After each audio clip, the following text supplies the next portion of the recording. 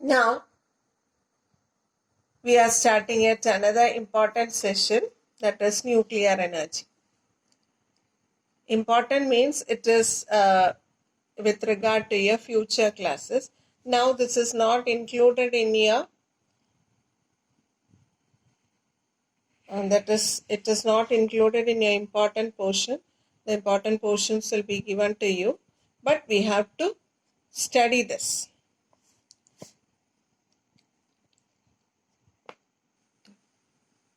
Even though this is not included in the focus area, you have to study this. So we will move on to the portion, that is nuclear energy. Nuclear energy is of two types: nuclear fission reaction and nuclear fusion reaction.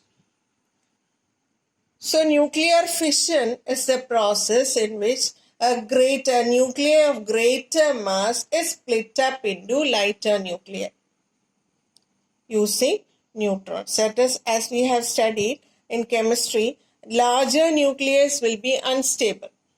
So this unstable nucleus, by hitting with a slow neutron, by hitting with a slow moving neutron, this splits up. This splits up into certain smaller nucleus.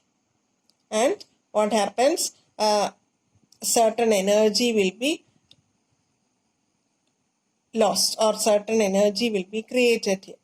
Moreover, if one uranium, here this is the reaction given of uranium 234.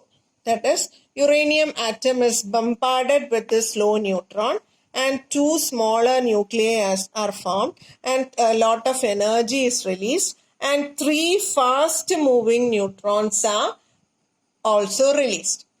By certain methods, these three fast moving neutrons are slowed down and they are again bombarded with another three uranium nucleus. Then you will get, when one uranium nucleus is split up, three will be got. So this three will be used to bombard another three. So the chain reaction will go on. As a result, a lot of energy will be created. So how this energy is created? See, this larger nucleus is split up. So even though a small mass is, that is, if this is split up into two or more fragments, the mass of all of these split up fragments should be equal to the mass of the mother nucleus, isn't it? The mother nucleus is bombarded and small fragments of nucleus are obtained. But if the mass of these small nucleus are added, you should get the mass of this mother nucleus. But there will be a difference in the mass. When you add all these fragments, you will not get the mass of the mother nucleus. That is, certain mass is lost. That mass is known as lost mass. This lost, that will be a very negligible amount of mass. But even though it is a very negligible amount of mass, according to the Newton's equation, E equal to mc square. M is very small. But what is the value of C? C is speed of light. That is 3 into 10 raised to 8. So its square should be taken. 3 into 10 raised to 8, the square will be 9 into 10 raised to 16. So even though the mass is very small, when it is multiplied with this large number, that is 9 into 10 raised to 16, the energy produced will be a larger one. So if this is an uncontrolled reaction, it will cause a huge explosion. And it is a principle behind atom bomb. But in a nuclear reactor, you can do this reaction in a controlled manner. That is, after the first reaction, the three fast moving reactors are controlled and slowed down. And these three neutrons are again made to bombard on another uranium neutron in a controlled manner. And by that process, you will get enormous amount of energy, and that energy can be used for heating water and steam thus produced is used for rotating the turbine that you have already studied earlier in nuclear power stations.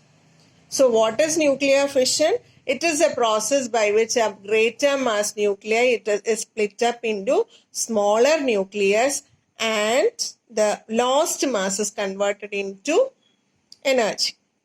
Then comes nuclear fusion. Fission is the reaction in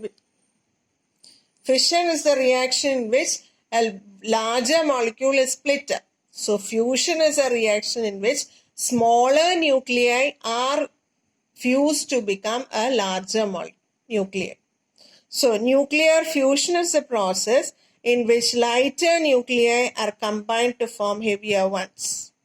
In this process, the matter lost is converted into energy. Here also the same thing happens. That is, when two smaller nuclei are combined, the mass of the two smaller nuclei should be on the combined nucleus, isn't it? If suppose one nucleus is 3 milligram and another is 2 milligram, when both of them is added, you should get 5 milligram. But the combined nucleus will not be having 5. It will be below 5 and there will be a loss of mass. And this loss of mass is known as lost mass. Here also, the small amount of lost mass is converted into high amount of energy by the Einstein's equation. This principle is made use of in hydrogen bomb. This is what happens in stars, sun, including sun. In sun, 4 hydrogen nuclei combine to become 1 helium nuclei. In such process, a large amount of heat and light energy will be produced.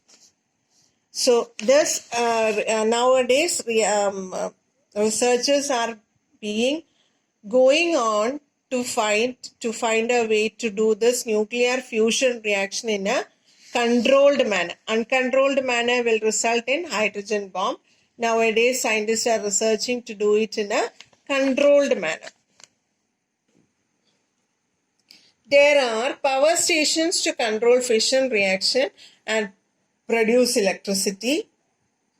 They are known as thermal power stations. Nuclear reactor is a system that converts nuclear energy into electrical energy. And question is, what is the fuel used? Enriched uranium is the fuel used in nuclear reactors. Now, India has developed an indigenous technology, that is carbide fuel is used in nuclear reactors. So the fuel commonly used is uranium, enriched uranium, but India now is using carbide fuel. The power station at Kalpakkam in Tamil Nadu makes use of such a reactor. Then dangerous, but these nuclear reactors are highly radioactive. What are the different methods by which energy is produced from the nucleus? Fission and fusion.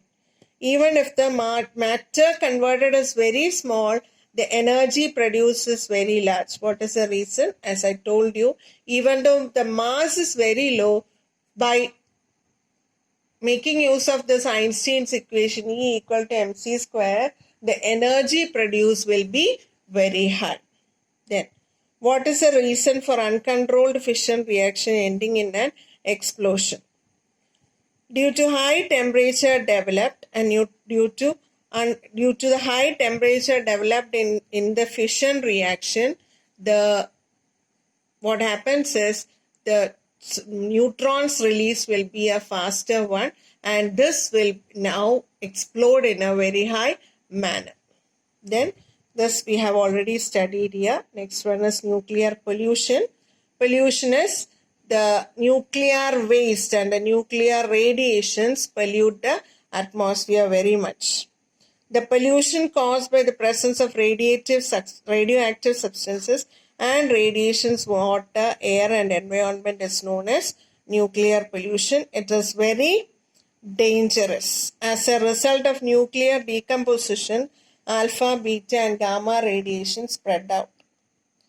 Then also it is these radiations cause various cancerous diseases. So it is very very dangerous, this nuclear pollution. Then there are given there, see, nuclear hazards can be artificial or natural, tabulate them. So what are the nuclear hazards? This I will give as a note.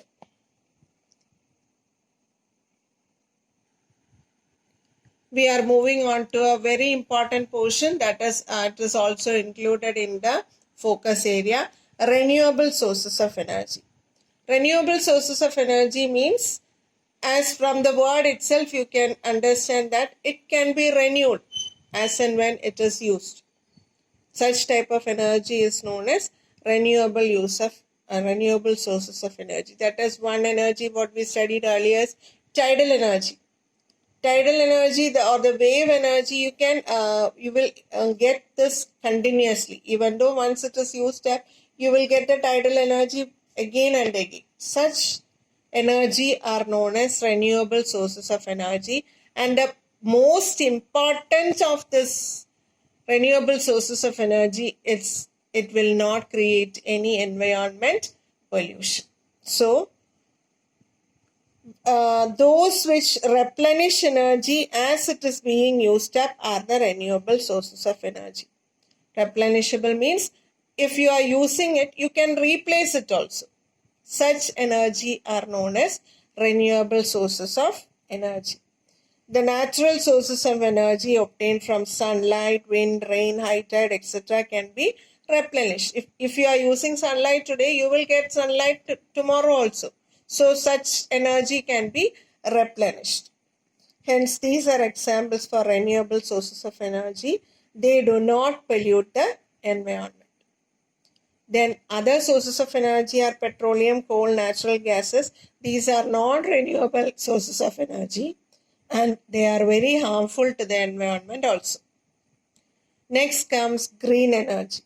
Green energy is energy produced from natural source and it will not produce environment pollution. All the energy produced from renewable sources belong to the green energy, and energy produced from non-renewable sources are known as brown energy. So here it is given, green energy is the energy produced from natural sources that does not cause environment pollution. All the energy produced from renewable sources belong to this category. The renewable sources like solar energy, wind energy, energy from waves and energy from biomass are considered as green energy. It is also referred to as clean energy. But the energy produced from non-renewable sources are known as brown energy. What are the non-renewable sources? Petroleum, coal, nuclear energy, all are called brown energy. And this causes environment problem including global warming. So there are certain items given there. You have to tabulate it. Solar cell is green energy. Atomic reactors are brown energy. Tidal energy green. Hydroelectric power station is green.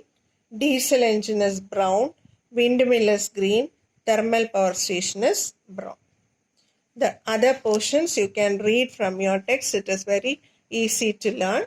So this brings up the end of this lesson. Thank you.